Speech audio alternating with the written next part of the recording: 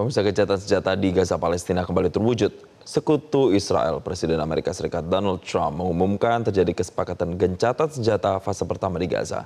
Kita akan membahasnya bersama dengan pengamat Timur Tengah, Dina Sulaiman melalui sambungan virtual. Selamat siang, Ibu Dina.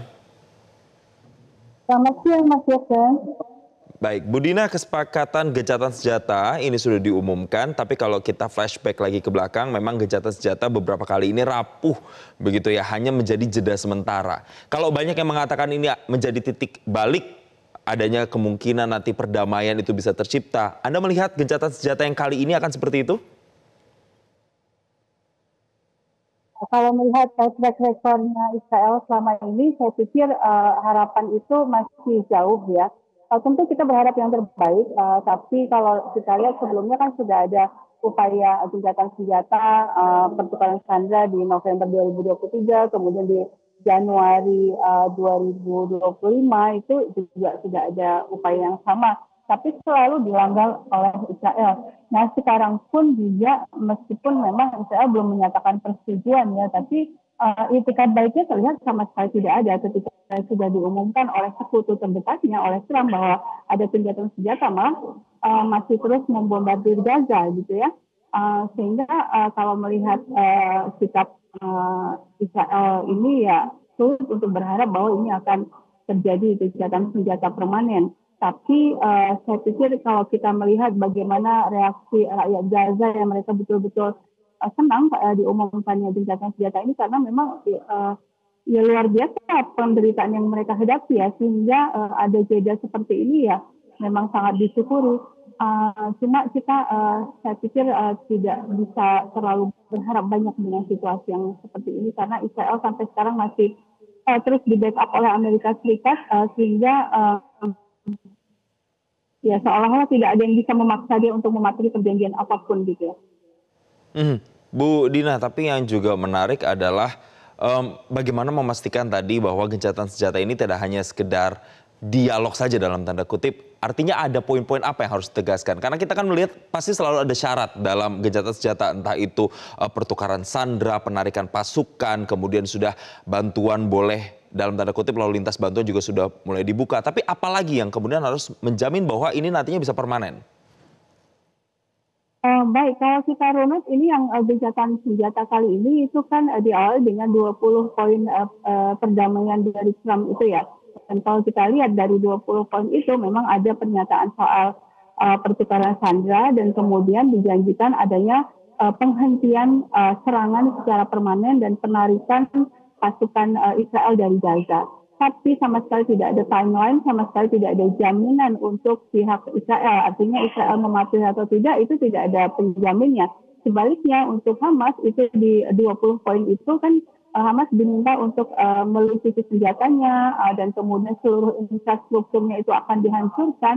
Dan untuk Hamas secara eksplisit di 20 poin itu kepatuhan Hamas itu akan diawasi oleh negara-negara Arab. Nah ini kan sangat tidak adil sebenarnya, tidak jelas posisinya, tidak dijelaskan posisinya bahwa yang namanya orang Palestina itu sedang dijajah, sedang diduduki. Artinya yang harus memberikan konsesi justru adalah pihak yang menduduki, yaitu Israel. Tapi dalam situasi ini malah pihak yang sudah dilemahkan, sudah 2 tahun diblokade, justru yang diminta memberikan konsesi.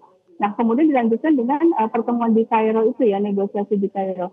Kalau kita melihat ini ya, isi perjanjian yang disepakati oleh Hamas, itu Hamas berjanji untuk melepaskan sandera, tapi Israel juga diharuskan untuk menghentikan serangannya secara total dan kemudian membuka ini ya perbatasan supaya makanan bisa masuk, dan Israel ditarik keluar dari Gaza. Nah ini sekarang kan berarti bolanya ada di tangan Israel ya. Israel mau mematuhi itu atau tidak?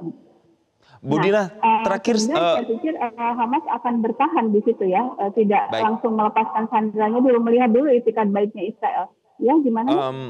Ya, Bu Dina, ini terakhir singkat saja Bu. Kalau itu kan memang sudah menjadi kesepakatan yang sebelum-sebelumnya juga sudah ada. Tapi dengan ada gencatan senjata yang sekarang yang kali ini, apakah ini memungkinkan kemudian Gaza itu punya peluang untuk negosiasi status Gaza ini yang lebih permanen atau restrukturisasi pemerintahan lokal mereka, Bu Dina?